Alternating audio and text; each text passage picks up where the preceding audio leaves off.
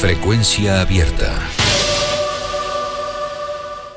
Estás con Jorge Méndez en Frecuencia Abierta, escuchando las voces de los protagonistas. Cerca de 30.000 personas han firmado la petición en contra de la construcción de 26 edificios en Punta Ballena. Estas firmas y el clima que se ha generado alrededor de este tema en nuestro departamento y en el país también, porque hay mucha gente que firma y no solamente vive acá, nos lleva a tratar de ilustrarnos de alguna forma tal vez un poco más profesional sobre este tema y sobre estos antecedentes. Y es para eso que convocamos a Frecuencia Abierta a la arquitecta Isabel Gadino, docente del CURE e integrante de la Red de Unión de la Costa. Isabel, bienvenida, gracias por atendernos. Muchas gracias, buenos días. A título introductorio y para ubicarnos en el tema desde el punto de vista profesional, ¿podés definirnos o reflexionar de por qué se llega a esta situación con ese lugar tan emblemático de nuestro departamento? Bien, profesionalmente como docente del CURE, ¿sí? Como arquitecta y también con especialización en medio ambiente. Claro, bien, desde ahí es bien. que digo esto y que me dedico básicamente en el CURE a la enseñanza de investigación en ordenamiento del territorio, ¿no?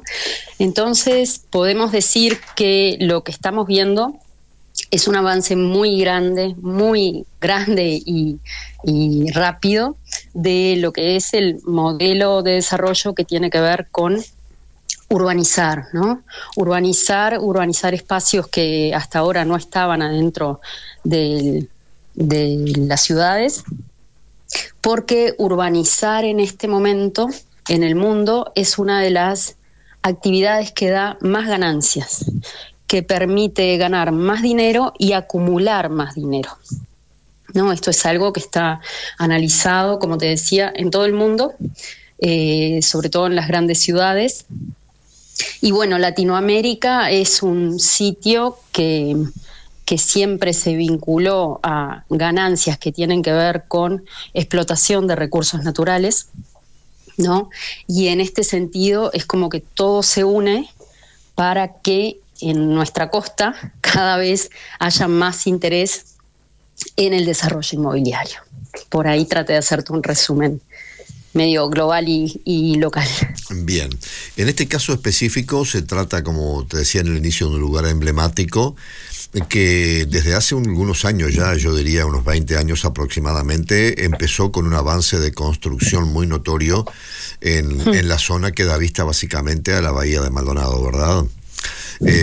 Sí. Y a su vez también se vio disparada la situación desde el punto de vista administrativo cuando en un momento la justicia decretó que ese espacio de la Panamericana de Punta Ballena era tierra privada y que en definitiva por allí también hubo que recorrer un camino a través de la justicia que terminó con el decreto de la Suprema Corte de Justicia, que bueno, que sí, que era un lugar privado y que por lo tanto, hasta donde sé, una negociación con la administración de Óscar de los Santos, se pudo llegar a un acuerdo que de futuro permitía el acceso público a todo lo que tiene que ver con el ingreso, la ruta y su retorno al finalizar la misma, y que las partes de los costados, para ilustrar geográficamente un poco a los oyentes, pasara a ser tierra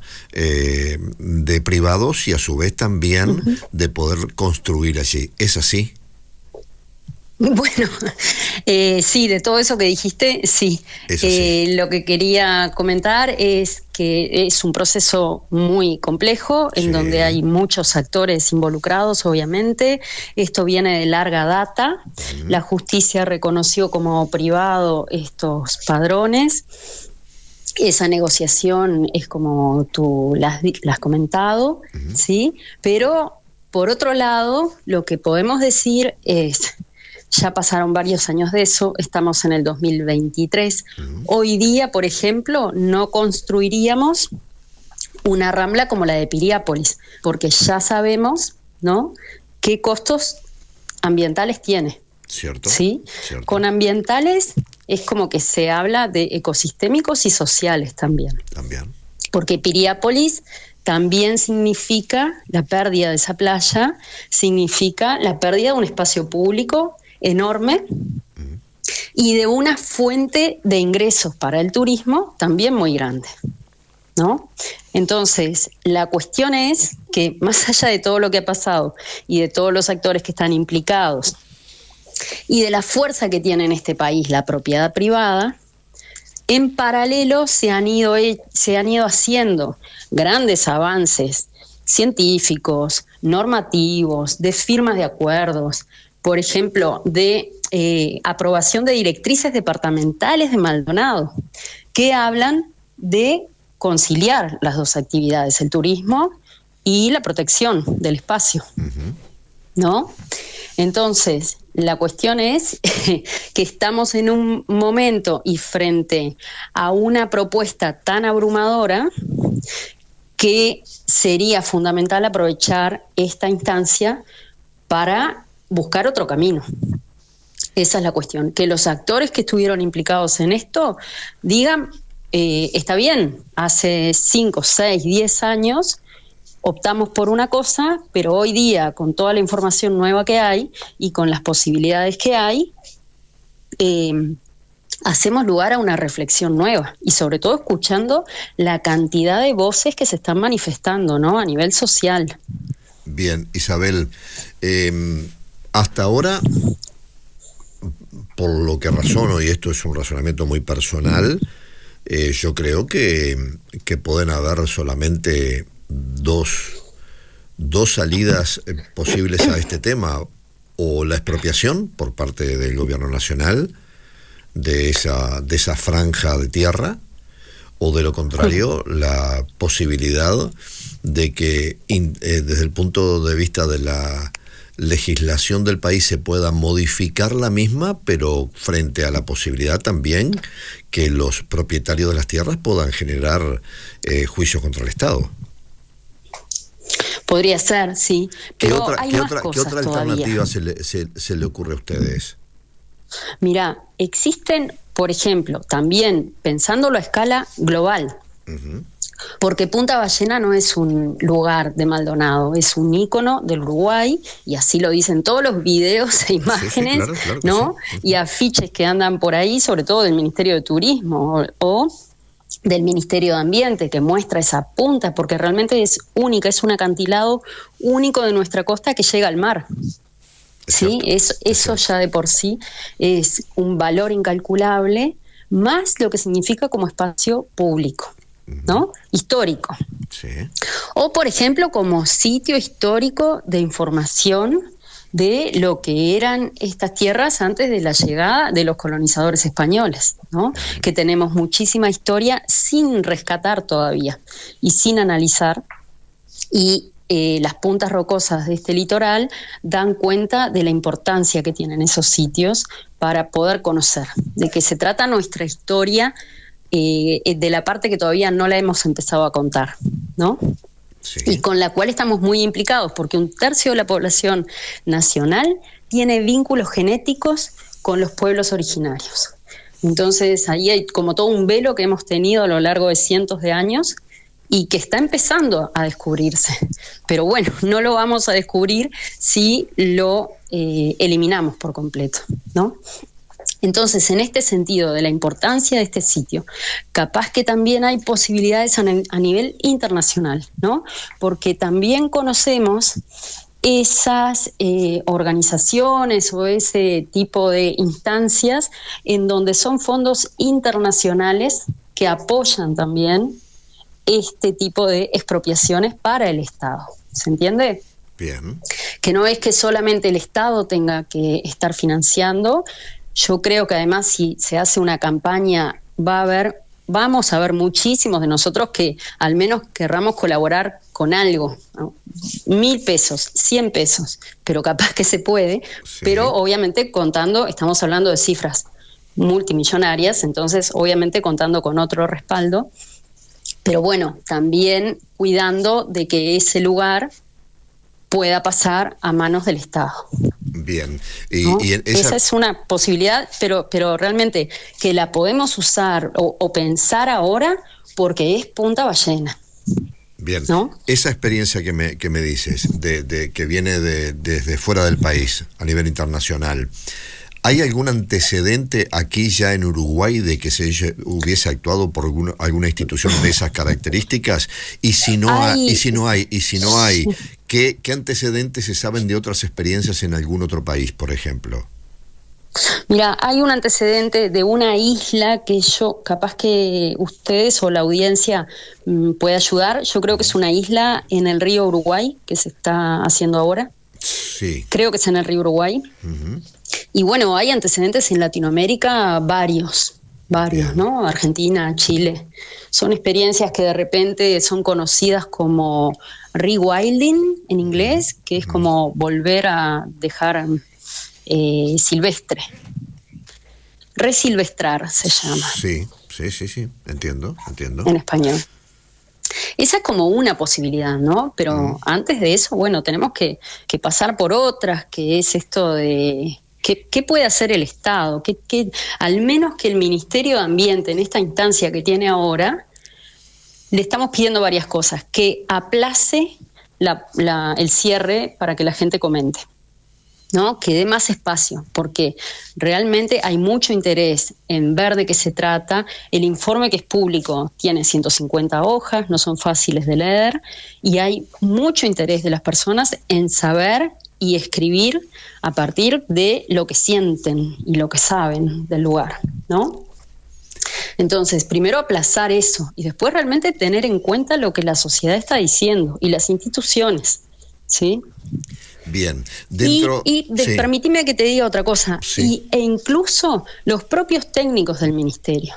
Porque estamos viendo, por ejemplo, con el caso Marina Beach, que ustedes lo siguieron hasta hace muy poquito, ¿verdad? Sí. El de la playa pasando Balneario Buenos Aires, que los técnicos del Ministerio de Ambiente dicen que hacer un barrio ahí como está planteado tendría efectos sumamente negativos, y el director de la Dirección, de Medio Ambiente, ahora no me acuerdo cómo se llama, y el ministro optan por no hacer caso a lo que dicen sus propios técnicos. Y siguen adelante con el proyecto, poniéndose obviamente de uno de los lados, que es el de la propiedad privada, ¿no? Pero bueno, ¿qué pasa con todos los demás derechos y obligaciones que tenemos como Estado? Bien, en este caso específico de Punta Ballena, ¿ustedes razonan que la responsabilidad de la decisión de cómo manejar el tema de cara al futuro es del Ministerio? En este momento está en manos del Ministerio. Sí, Bien, de Ambiente. Porque mucho se habla de la participación de la Intendencia, pero en esta etapa, hasta donde yo sé, el tema por la Intendencia no ha pasado. No, ahora tiene que llegar al Ministerio de Ambiente, eso es lo importante. Y el Ministerio de Ambiente, como nosotros esperamos, debería decir que esa propuesta, así como está, es inadmisible por los daños que va a generar en el ecosistema y en la cuestión cultural, ¿verdad?, de todo lo que es la población del Uruguay y visitantes que vienen a Punta del Este y Punta Ballena como dos destinos fundamentales del país. Entonces, en este momento la decisión está en manos del Ministerio de Ambiente. Bien, en conclusión, ¿ustedes estarían de acuerdo con la expropiación del lugar, sea con dinero genuinos del Estado uruguayo o con aportes o en un mix de las dos maneras de instituciones internacionales que también quisieran participar de esa solución? Es una opción interesante que estamos considerando, que además surgió de los propios privados, ¿no? Entonces empezamos a considerarla. Bien. por lo menos entre las opciones que se ven como posibles, ¿no? Porque obviamente Uruguay no es un país millonario y hay muchísimas cosas, ¿no?, faltantes que siguen habiendo en todos lados, sumamente críticas. Sabemos que lo que se pone en un lado no se pone en el otro. Bueno, es una opción esta que estábamos hablando. ¿Ustedes manejan un monto de expropiación? No, yo no tengo cálculos. Capaz que alguien que está en el sector inmobiliario o en economía puede tirar algún número. Bueno, yo a título personal tengo un dato de que sí, se puede pensar en 15 millones de dólares. 15 millones de dólares, podría ser. Es una lástima que la Intendencia haya acordado con el privado el nivel de edificabilidad que acordó. Eso quiere decir los metros que pueden construir, porque ahí es que sube el valor, ¿no? Pero, y seguramente se llegue a ese valor que estás diciendo vos, que es escalofriante. Sí. Pero por otro lado, hay una cuestión que es que la propuesta actual no contempla la cesión de 150 metros desde la línea de costa hacia donde empiezan los edificios. Si uno mira el proyecto, algunos edificios quedarían a 30, 50 metros de la costa, ¿tá? Eso puede ser a partir de que antes de la ley de ordenamiento territorial había como una excepción por acantilado, ¿sí? Pero lo que estamos observando ahora es que ese acuerdo fue posterior a la ley de ordenamiento. Entonces, la falta de esa cesión podría llegar a anular todo el acuerdo de edificabilidad. O sea, son muchas puntas. Sí. Es un detalle importante. Es un detalle importante, sí. Claro Sí. que sí. Pero obviamente para esto se precisa mucha gente analizando el tema, pensando posibilidades y mucha gente con diversos conocimientos, ¿no? Porque acá estamos hablando de que hasta ahora trabajaron en el tema a partir del CURE, por ejemplo, biólogos, gente especializada en biodiversidad, arqueólogos, abogados, gente especializada en turismo, ¿no? Entonces hay como muchas puntas desde las que abordar científicamente esto. Pero aparte, además, no podemos olvidar de sumar el resto de los actores, que con todo derecho están diciendo esto es un espacio público, ¿sí? Porque así lo sienten, porque casi que es como que mañana aparezca una noticia de que, bueno, la Rambla de Montevideo se va a cerrar para un privado. Yo creo que es a un nivel así, ¿no? Lo que se está golpeando a la opinión pública. Por eso las cifras que vos estabas ahora trayendo de firmas, de gente que se ha manifestado, claro, ¿no? Sí. No sé, es como enorme todo el movimiento. Isabel, le agradezco esta interesante charla, muy amable. Muchísimas gracias a ustedes y bueno, estamos a la orden. Saludos. Lo mismo nosotros. Buena jornada. La conversación era con la arquitecta Isabel Gadino, docente del CURE e integrante de la Red de Unión de la Costa. La escuchaste aquí en Frecuencia Abierta. Frecuencia Abierta.